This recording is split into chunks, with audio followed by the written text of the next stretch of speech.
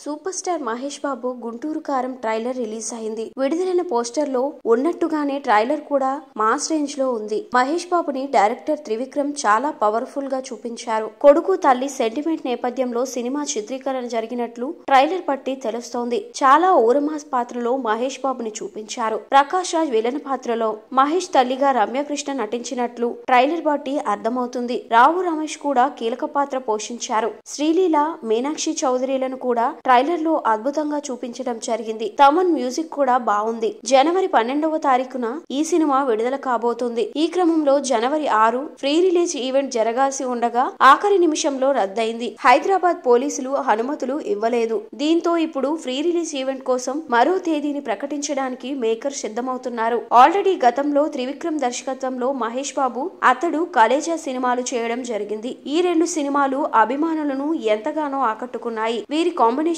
లో దాదాపు 12 సంవత్సరాల తర్వాత వస్తున్న ఈ సినిమాపై ఫ్యాన్స్ భారీ అంచనాలు పెట్టుకోవడం జరిగింది.